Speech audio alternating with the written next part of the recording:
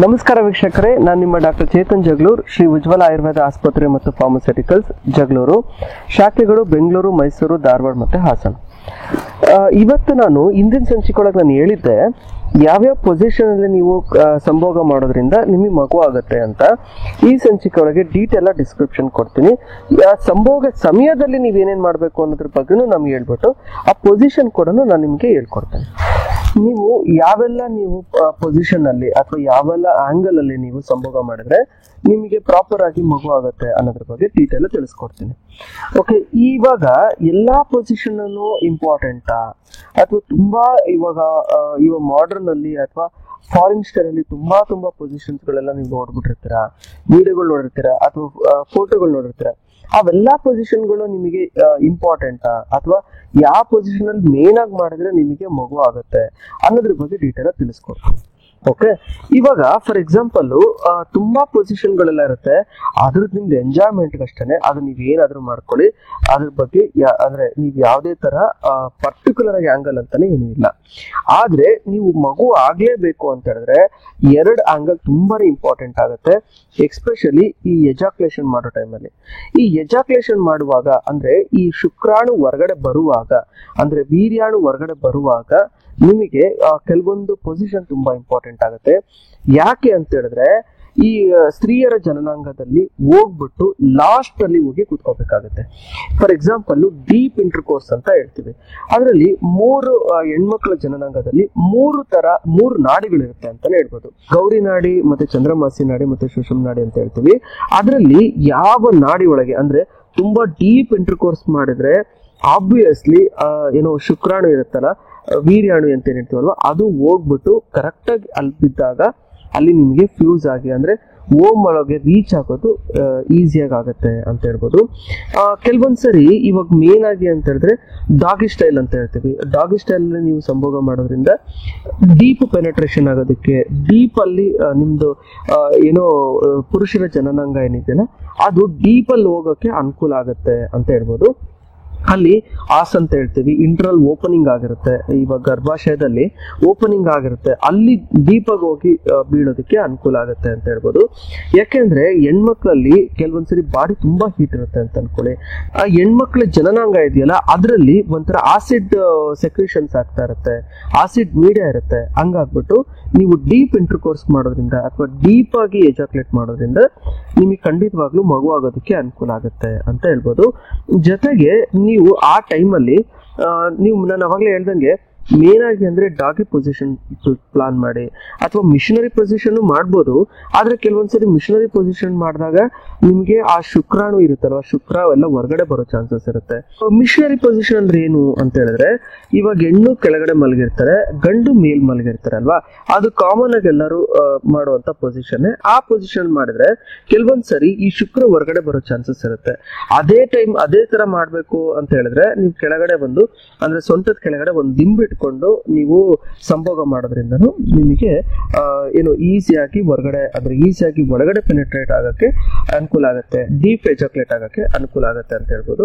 ಅವಾಗ ನಿಮಗೆ ಹೊರಗಡೆ ಬರೋದನ್ನ ಅವಾಯ್ಡ್ ಆಗುತ್ತೆ, ಅಂದ್ರೆ ಆ ಶುಕ್ರಾಣು ಹೊರಗಡೆ ಬರೋದನ್ನ ಅವಾಯ್ಡ್ ಆಗುತ್ತೆ ಅಂತ ಹೇಳ್ಬೋದು. ಜೊತೆಗೆ ನೀವು ಇನ್ನೊಂದು ಅಂತ ಹೇಳಿದ್ರೆ ಮೇನ್ ಆಗಿ ನೀವು ಈ ಡಾಗಿ ಸ್ಟೈಲ್ ಅಂತ ಹೇಳಿದ್ರೆ ಇವಾಗ ಫಾರ್ ಎಕ್ಸಾಂಪಲ್ ಈ ನಾಯಿಗಳು ಸಂಭೋಗ ಮಾಡ್ತಾವಲ್ಲ, ಅದೇ ತರನೇ ಅದಕ್ಕೆ ಡಾಗಿ ಸ್ಟೈಲ್ ಅಂತ ಹೇಳ್ತೀವಿ. ಇವೆಲ್ಲ ಪೊಸಿಷನ್ಗಳು ನೀವು ಮಾಡ್ಕೊಳ್ಳೋದ್ರಿಂದ ಮೇನ್ ಆಗಿ 2 ಪೊಸಿಷನ್. ಆದ್ರೆ ಆ ಪೊಸಿಷನ್ ಅಲ್ಲಿ ಮಾಡಿದಾದ್ಮೇಲೆ ಅಂದ್ರೆ ಸಂಭೋಗ ಮಾಡಿ ಆದ್ಮೇಲೆ ನೀವು ಸ್ವಲ್ಪ ರೆಸ್ಟ್ ಮಾಡ್ಬೇಕಾಗತ್ತೆ. 1-2 ಗಂಟೆನಾದ್ರೂ ಮಿನಿಮಮ್ ಮಲಗಿರ್ಬೇಕಾಗತ್ತೆ. ಯಾಕೆ ಅಂತ ಹೇಳಿದ್ರೆ ಕೆಲವೊಂದ್ಸರಿ ಆ ಶುಕ್ರ ಹೊರಗಡೆ ಬರೋ ಚಾನ್ಸಸ್ ಇರುತ್ತೆ. ಹಂಗಾಗಿ ಶುಕ್ರ ಎಲ್ಲ ಹೊರಗಡೆ ಬಂತು ಅಂತ ಹೇಳಿದ್ರೆ ನಿಮಗೆ ಆಬ್ವಿಯಸ್ಲಿ ಮಕ್ಕಳಾಗೋಕೆ ಕಷ್ಟ ಆಗುತ್ತೆ ಅಂತ ಹೇಳ್ಬೋದು. ಕೆಲವೊಬ್ರು ಹೆಣ್ಮಕ್ಳು ಮೈಲಿಗೆ ಮಡವಂತಿಕೆ ಅಂತ ಅಂದ್ಬಿಟ್ಟು ಹೋಗ್ಬಿಟ್ಟು ವಾಶ್ ಮಾಡ್ಕೊಂಡ್ಬಿಡ್ತಾರೆ ಜನನಾಂಗನ. ಆದ್ರೆ ಯಾವುದೇ ಕಾರಣಕ್ಕೂ ತೊಳ್ಕೋಬೇಡಿ. ಯಾಕೆ ಅಂತ ಹೇಳಿದ್ರೆ ಆ ಕೆಲವೊಂದ್ಸರಿ ಶುಕ್ರ ಅಲ್ಲಿ ಒಳಗಡೆ ಹೋಗೋದೇ ಇಲ್ಲ, ಅಲ್ಲೇ ಹೊರಗಡೆ ಬಂದ್ಬಿಡುತ್ತೆ. ಅವಾಗ ನಿಮಗೆ ಮಕ್ಕಳಾಗಕ್ಕೆ ಚಾನ್ಸಸ್ ಇರಲ್ಲ ಅಂತಾನೆ ಹೇಳ್ಬೋದು. ಜೊತೆಗೆ ಸಮಯ ಕೂಡ ತುಂಬಾ ಇಂಪಾರ್ಟೆಂಟ್ ಆಗುತ್ತೆ.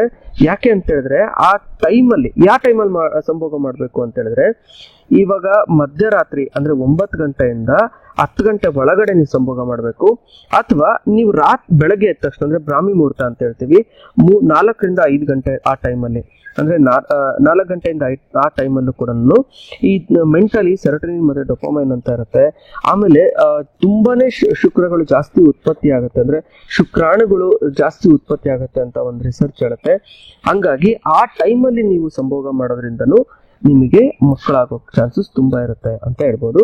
ಮಕ್ಕಳಾಗೇ ಆಗತ್ತೆ ಅಂತಾನು ನಾವು ಹೇಳ್ಬೋದು, ಅಂದ್ರೆ ಗಂಡು ಮತ್ತೆ ಹೆಣ್ಣು ಹೆಲ್ದಿ ಆಗಿದ್ದಾಗ. ಓಕೆ, ಜೊತೆಗೆ ನೀವು ಆ ಟೈಮಲ್ಲಿ ನೀವು ಅಂದ್ರೆ ಸಂಭೋಗ ಮಾಡೋದಕ್ಕಿಂತ ಮುಂಚೆ ನೀವು ಸ್ನಾನ ಮಾಡಿ, ಎಕ್ಸ್ಪೆಷಲಿ ತಣ್ಣೀರಲ್ಲಿ ಸ್ನಾನ ಮಾಡಿದ್ರೆ ತುಂಬಾ ಒಳ್ಳೇದು ಅಂತ ಹೇಳ್ತಾರೆ. ಯಾಕೆಂದ್ರೆ ನಮ್ಮ ಬಾಡಿ ಹೀಟ್ನು ಕೂಡ ಕೆಲವೊಂದ್ಸರಿ ಏನೋ ಈ ಶುಕ್ರಾಣುಗಳನ್ನ ಅದು ಸ್ಪಾಯಿಲ್ ಮಾಡ್ಬಿಡುತ್ತೆ ಅಂತ ಹೇಳ್ಬೋದು.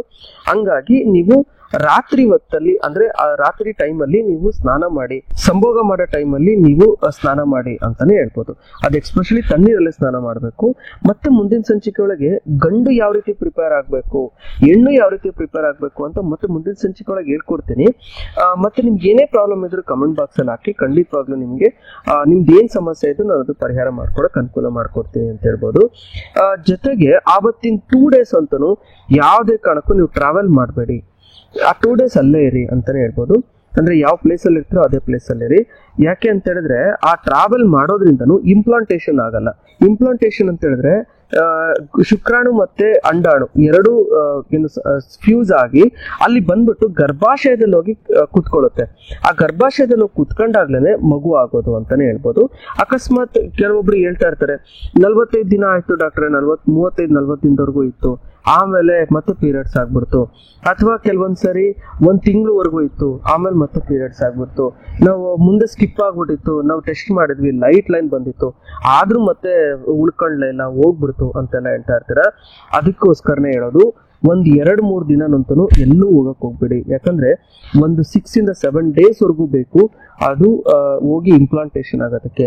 ಹಂಗಾಗಿ ಅಂದ್ರೆ ಗರ್ಭಚೀಲದಲ್ಲಿ ಹೋಗಿ ಕುತ್ಕೊಳ್ಳೋದಕ್ಕೆ ಅಥವಾ ಒಳಗಡೆ ಹೋಗಿ ಸೇರ್ಕೊಳ್ಳೋದಕ್ಕೆ ಒಂದು 7-8 ದಿನ ಬೇಕಾಗುತ್ತೆ.